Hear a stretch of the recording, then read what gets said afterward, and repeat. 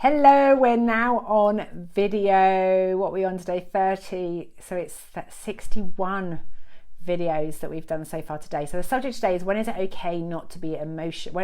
Why is it, I can't remember what title I said now. When is it okay to be emotional? So for those of you who've been following the journey, I just want to put some context around this. It also gives people time to come up. I'm also going to be trying out a new thing on here to see whether I can do what my Facebook manager's been doing, and that's sharing this post into the, I can't do that, I'm going to give that one up. Okay, so one of the things that's been going on with these videos, and I want you to think about your stuff, is with it in terms of marketing, this new thing that's out there as far as entrepreneurs is concerned, it's all about showing your vulnerability. And when I work with authors and I work with Karen, it's about helping people tell their autobiography.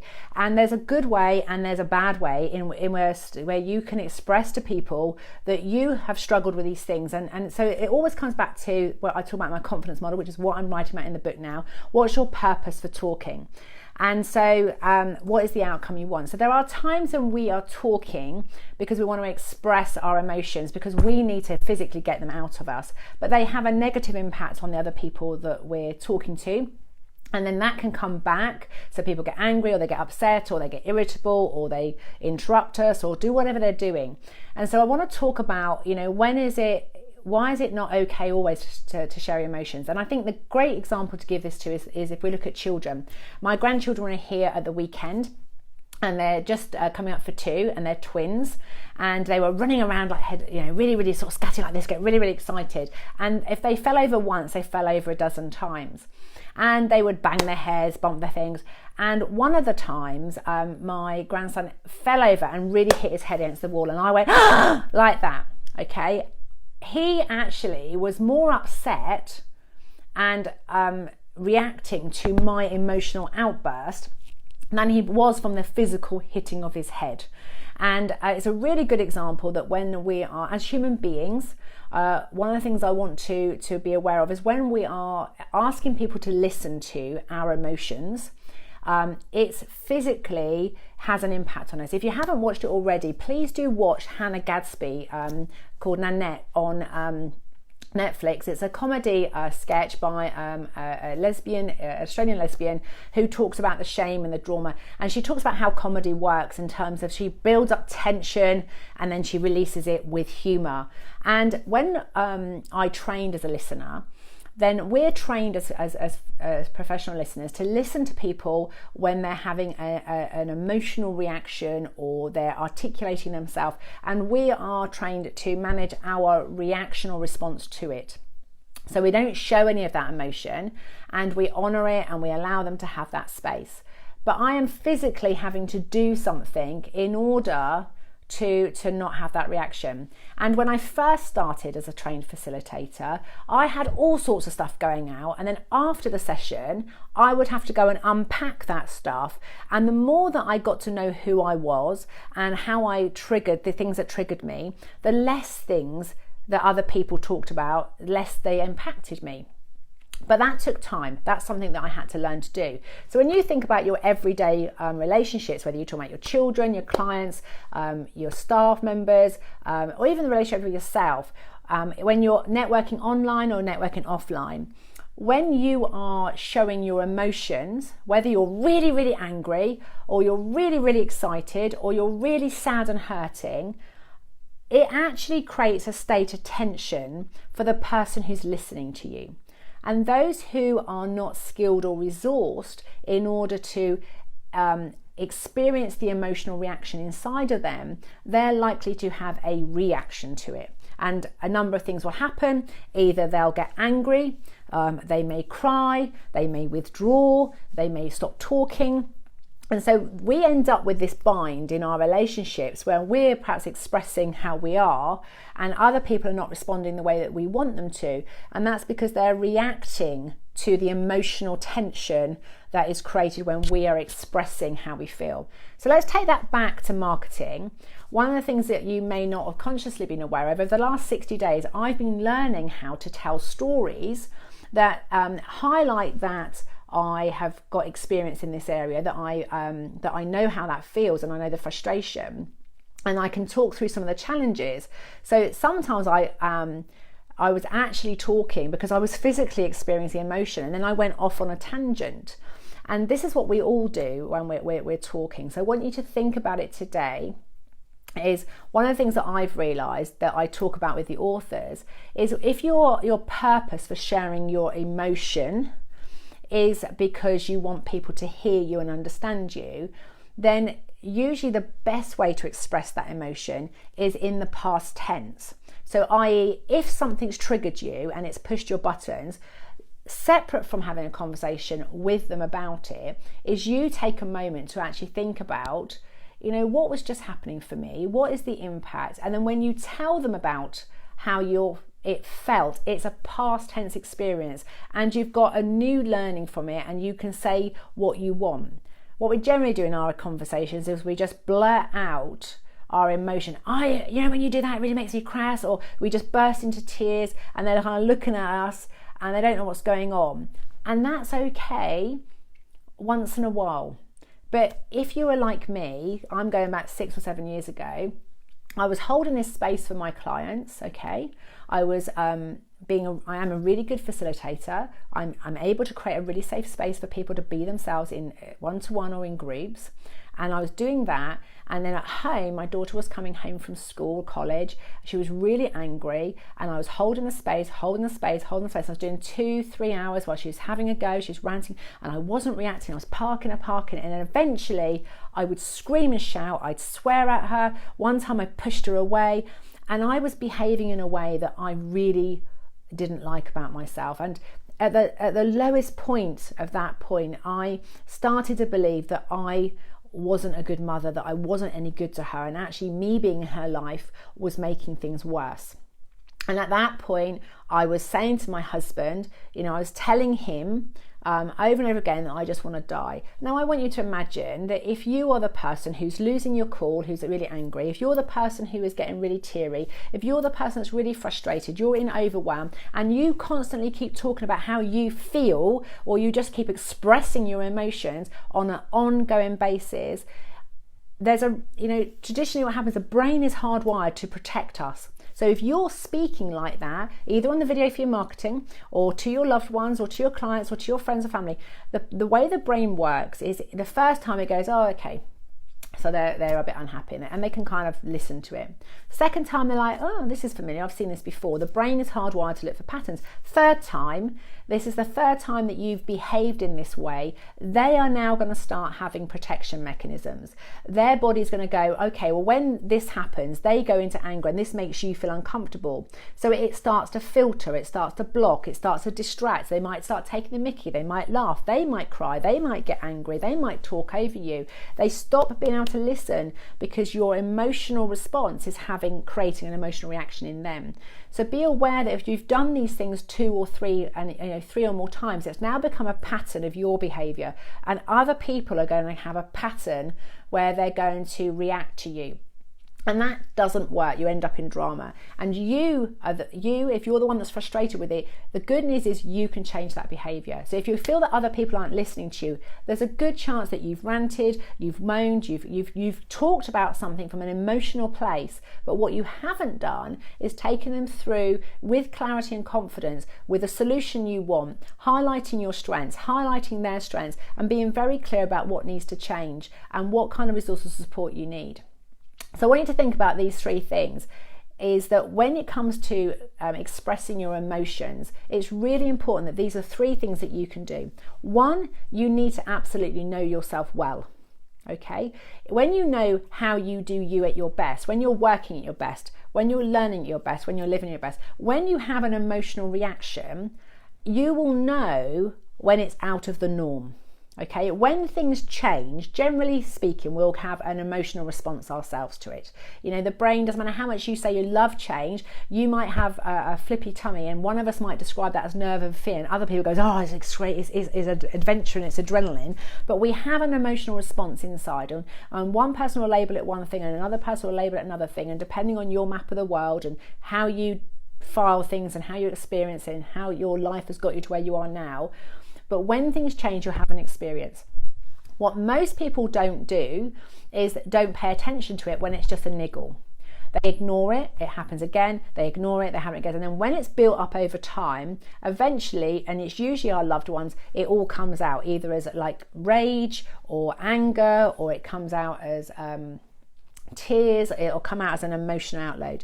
So if you know yourself well, so you know what you're doing, you work, learn and live at your best. And one of the other courses I run is the Clarity Constant Change. If you know how you make a decision, if you know where clarity comes from for you, if you know where your confidence comes from you, and if you know how you experience change, the minute you have these feelings inside, you will go, oh, I'm lacking clarity, that's my overwhelmed feeling. Or, oh, I'm lacking a bit of confidence, that's my loss of confidence feeling. Or, oh, I'm going through some change. And you will be able to notice those emotions really, really early on. And if you've worked through to work out how you need to be and what kind of resource or support you need, you can instantly get yourself in a place of getting back to working, learning and living at your best, instead of letting it build up and build up and build up until it explodes over the wrong people. Because the reality is, if you keep putting out stuff out there, people will switch off, they won't listen to you. So if you've been told by marketing people to be emotional, tell people how you feel, if you've watched all the mental health things saying you need to express your feelings, please be aware that yes, it is good to express your emotions, but if you keep expressing the same things, and then it's not to a professional listener, it's to your loved ones, it's for your peer support people, not all of them are in a good place to actually receive ongoing repetition stories about woe is me. Okay, and even me, I'm a trained listener. If I've spent all day listening to people where I'm listening to their emotions and I'm managing my own state as a result of it, if I come home in the evenings and my family are going on about the same old thing, I haven't got high tolerance for it. And I will say to them, look, I'm full, I can't take any more at the moment. I understand you need to talk this through with me. And I might say, and I've heard this 3 times this week. You know, be aware that if you're repeating the woe is me and emotional outbursts and you're telling your manager critic story all over and over again, people have a limit to how often they can listen to it.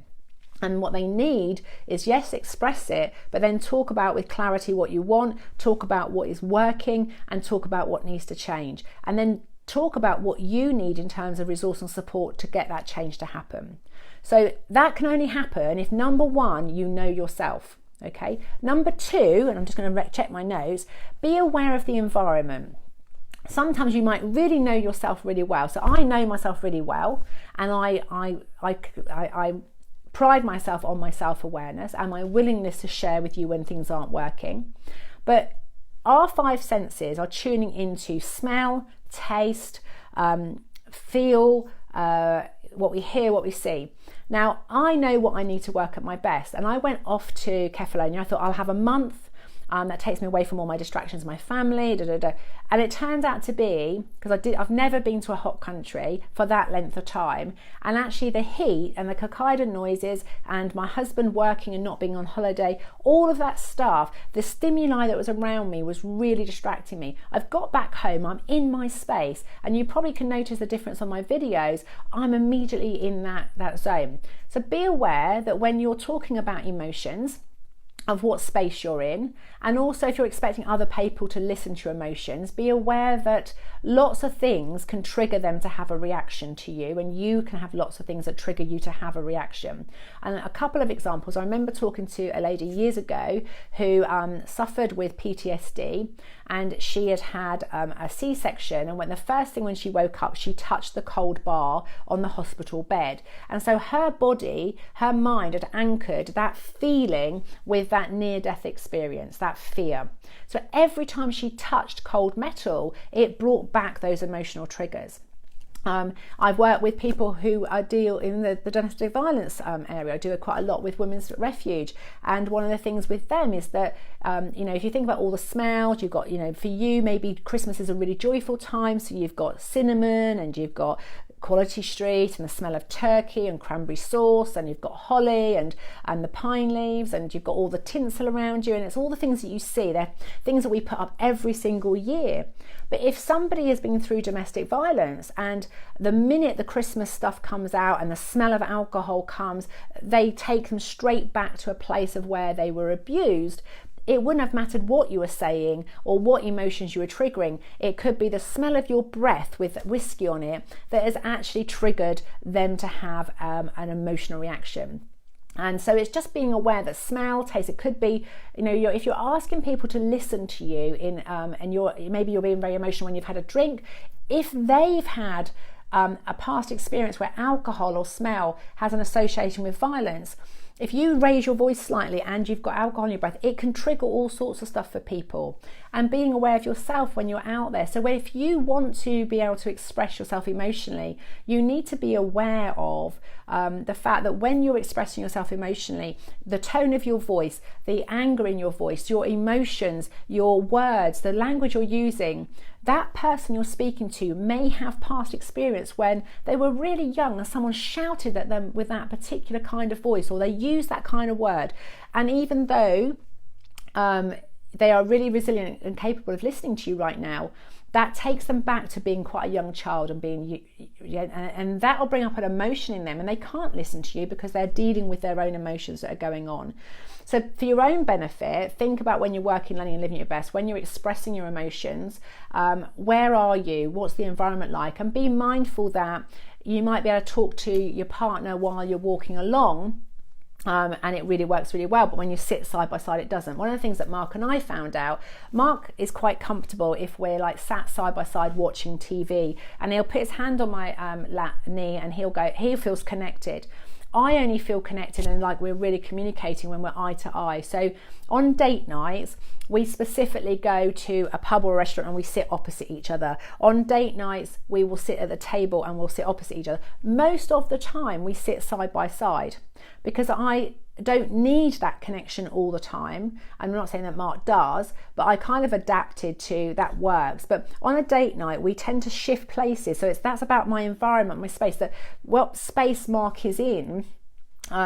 Even it might sound really daft, but when we go to bed, you've got Facebook and it says FaceTime. If I roll over and we actually have FaceTime, like physically can see each other's faces, that's when I feel more connected. I feel like we're communicating. I feel like I'm being heard and understood. But it's only because I know how space impacts me. My daughter, when she's processing and she wants to express her emotions, she's much better if she's moving. So we get in the car and we drive. Other people, I get on the road and we walk. Other people, you have to change your spaces. So be aware. So number 2, when it comes to expressing your emotions, be aware that the space you're physically in will maybe trigger what emotions are coming up, but it will impact how the person who is listening to you is. I've got one of my mentors, he comes really close, his space, he doesn't have, and I have to ask him to move back because I cannot talk to him when he's that close to me. I can't process. I'm more aware of him being in my physical space than I am able to so I have to sort of say to him, can I just step back a bit? Because his spatial awareness is different to mine. So number 2, when it comes to expressing your emotions, be aware of the environment you're in. And if other people aren't listening to you, it might be that the space isn't working. So one of the things that we do with Clean Language and Clean Space is we ask before we start talking, if we know that we are chatting because we need to express our emotions, I would say to people, look, I'm just downloading. I don't need you to fix it. I don't need you to remember it. I don't need you to listen. I just need to be able to vent this. And I will check, is this a good time for you? And is this a good space? And I remember one of the times when I took Paige out and she really wanted to vent to me. She was really worried about some stuff. And I was more than happy for her to tell me what she wanted. But she wanted to be in the Asda cafe. And we were right next to I remember it very clearly, in the Asda, the hot chocolate machine was just behind us. And the lady from Asda's was cleaning it. And Paige was expressing authentically and honestly how she was feeling. And she was talking about stuff that, if heard out of context, it would have sounded like she was being abused, or there was something wrong with the relationship with her stepdad. And she was saying, but when he does that to me. Now, he had done the exact thing that she said, and it was done in a context of something. And I'm not saying it's the right thing to do, but I couldn't listen to her and just let her be with her emotions, with her fear or her stuff, because I was really worried that this lady behind me was going to report us to social services and I'd have my child taken away from me. And so in order to listen, I said to her, I'm really happy for you to express yourself honestly, and I want to hear how this situation is making you feel. And while we're in this cafe and there's other people listening, there is a risk that this could be taken out of context and that you would be taken away from me. So I'll stay here and listen to you if you're okay with that as a consequence, but let's go in the car and you can raise your voice and you can tell me how much you want, but I am not doing it when there's a risk that this could be taken out of context for other people. And it wasn't to do with embarrassment, it was because the words that were being used could have been misunderstood. So number one, you need to know yourself, so when things go out of kilter, you know why. Two, you need to make sure you're in the right space and that you allow the other people who you're expecting to listen to your emotions to be in the right space for you. And lastly, it is about having the right peer support. Sometimes when you're in, when you've got conflict going on with your family or with your clients or your team members, what's happened is you've not expressed yourself properly for over time. It's been pent up, and you're both now got all these triggers, and it doesn't really matter what one of you says, and it doesn't matter what each one is going to spark off. It's almost like before you've even spoken, the other person is annoyed. All right. And I made this mistake with my own daughter because I was trying to hold this in and hold it in, but I wasn't taking it anywhere. And when I broke down and said to Mark, I wish I just want to die. I think she'd be better off without me. I can't believe I've been able to help all these other people have better relationships, and my own relationship, the one thing that really matters to me is being a really good mum, and I'm not doing a very good job. He said, what would you tell your clients to do? And I was like, oh, I'd have one of me. And that very day, I started to go through my program with my facilitator. So Leslie Hollyoak is one of our facilitators still today, and she still coaches me now, and I go to clarity retreats once a month so I can get rid of all my niggles that have been building up over anything that's any fear or any concerns or any emotions. I get them all out in a safe space so I can work out how I can continue to work, learn and live at my best with other people. I work out what is the right environment for me to do the new things that I'm changing and going through. And so it's often the only way and the right time to speak about your emotions is actually with peer support who are not going to be impacted by the end result of what you've got to say.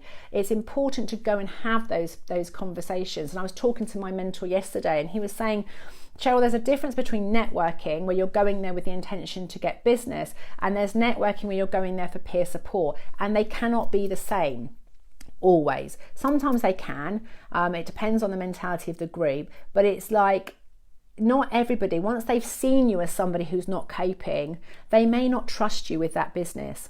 And so it's remembering that it's a bit like your children. You know, if you every single night were on the stairs in tears, it would, they would stop not asking you for help because they'd be more worried about you than asking for their help. So we all have to have some kind of moderation of when and how often we show our emotions up.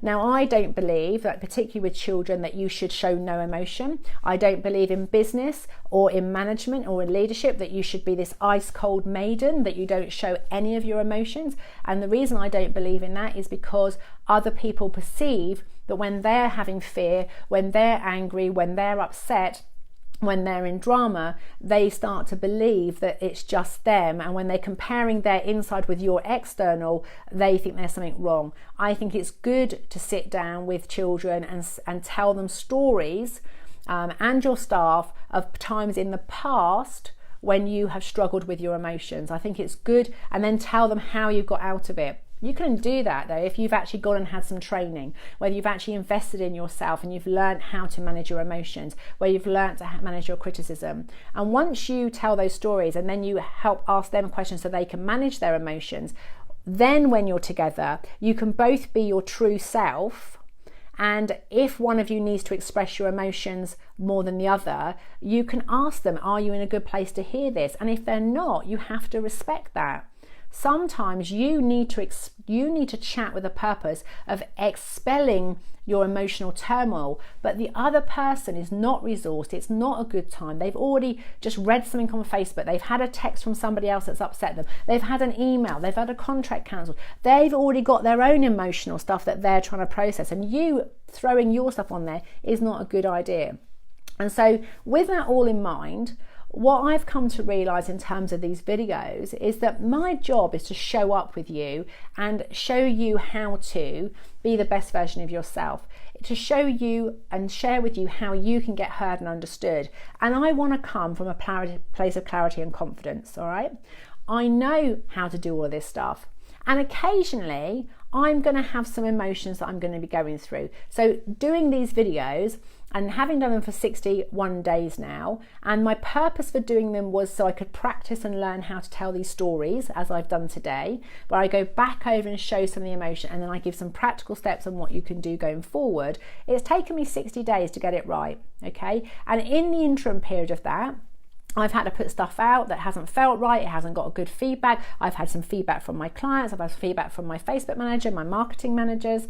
I've had people that are helping me. I've had feedback from myself, whether I like the look of myself and how I'm showing up, how I'm sounding, the length of the videos. All of that is I've been processing that. And so occasionally you've seen me get a bit emotional on the videos, okay?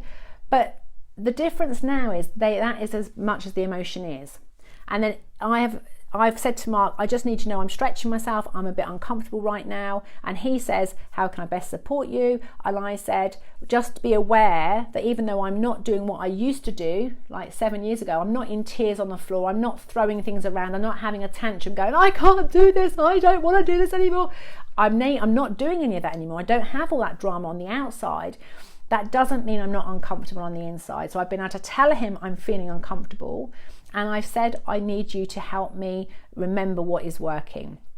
Make me talk about and celebrate the changes that are happening as a result of it.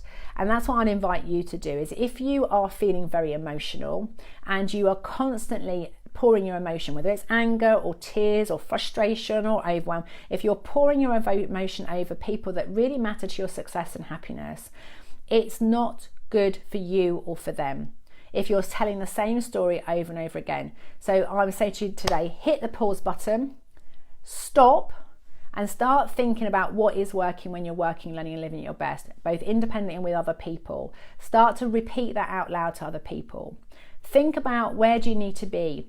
And where do you need other people? What kind of space and environment do you need in order to be the best version of you today? And you might need to take yourself away from all the stimuli that's triggering all these emotions. You might need to reduce the smell, change what you see, change what you hear, change what you feel.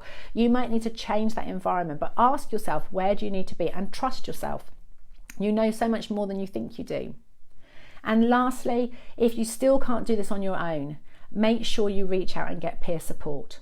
Okay, there is plenty of support out there, and there's, depending on what you want to change or what you want to get better. And if you know that the core of this is your sensitivity to all the stimuli, and you don't know how to listen to all that information and then take it in and make a really good decision, i.e. have clarity of what you want and to feel really good about that decision, then please talk to me. Please talk to me. On the 4th of September, Joanne's just come on. Hello, Malcolm again. We've got a course starting on the 4th of September, and Joanne's come to me, and actually I want to say well done, Joanne, because Joanne's doing the course. It's currently set up for 1 o'clock every Wednesday for the next 5 weeks on the 4th of September. And Joanne has just said to me, actually, I'd really like to be on the live calls. I can't make 2 of them. Is there any time we can have a different time? So we are now going to put it out to the universe that we're going to have an 8 o'clock and a 1 o'clock. I want you to think about, where are you resourced right now to get clarity of what you want? Do you know where your confidence comes from? And do you know how you experience change? And if you know you're not very good at change, and you would really like something to change in the next year, and you would like a 1-year plan that you truly, truly believe in, then this 5-week course is for you. Okay, it is a space for you to, the first module is all about what do you need to learn at your best online in this group. Now, so much of the work that I do with people, the reason they get stressed, the reason they're in so much overwhelm, the reason they're so frustrated, they have emotional overwhelm and their emotional buttons are being triggered, it's because of all the stuff they're reading. All the gurus are out there telling them what they could do, should do, would do to be a better business owner, to make more money. There's so much advice out there. And nobody is teaching people, or very few people are teaching people how to listen to themselves and to make a decision that works for them. So the first thing we're going to do is find out what you need from the Facebook group and the community that you're going to be learning with for you to be able to learn at your best with that group. And that resource will stead you up for any other online engagements, for any other group work you're doing. You can start to learn about what your needs are to learn at your best. Next module, we'll be looking at what would you like to have happen. So if that year ahead was just the way you'd like it to be, and we're going to look at where does your clarity come from? You know, where's the information? How are you filtering? What is that information coming in through the 5 senses? You know, if you were to really be able to, maybe you don't visualize things. Some people don't. Maybe you need to be able to hear it. Maybe you only just smell it. Maybe you need to taste it. Everybody's different. You know, there's so much gumph out there that's just absolute nonsense that people don't understand. Autistic people, they feel pain when they hear sound. So if you ever see a child or an adult, you know, having a hissy fit in a supermarket, be kind to them. Don't judge them. You have no idea how they might be feeling about things. I've got another lady that I work with who, when everything she sees has a sound. Can you imagine looking at a table and it's got a sound? Can you imagine these things happening? Not everybody knows this about them stuff. All right, listening skills, we all think we're all hearing the world in the same way. We know logically we're not. We just wish everybody would do it the same way as us. But I can tell you now, it'd be boring because your way is unique to you.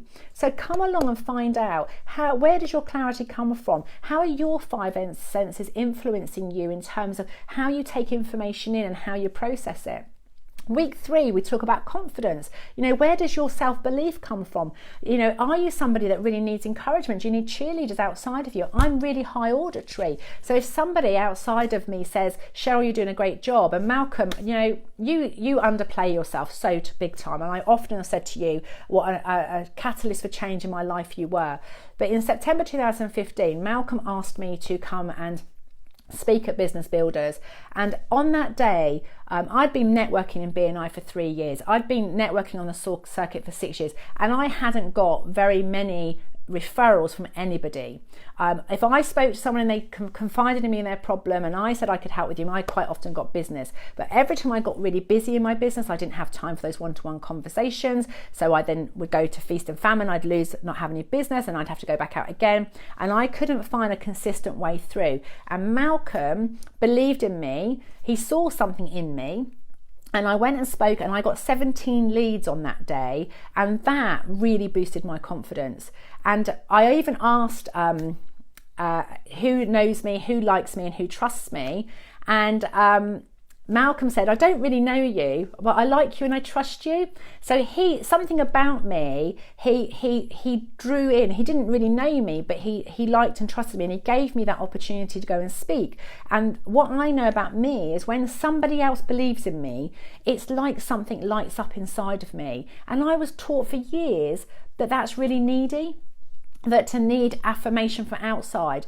The irony of it all is, if you've had it as a young child and you've had that affirmation outside and you're more of an internal reflector, you probably don't need it. My husband's mum, even to this day, really praises him verbally all the time, and he therefore praises himself, and he quite likes it when I say lovely things about him, but he doesn't need it.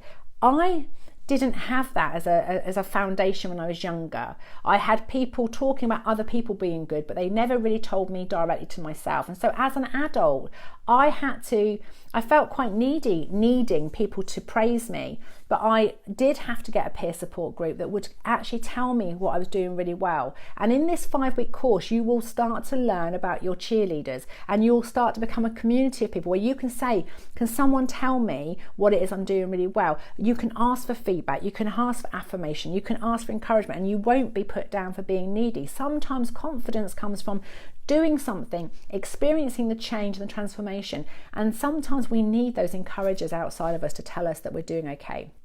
And lastly, the last part of the module is we look at change.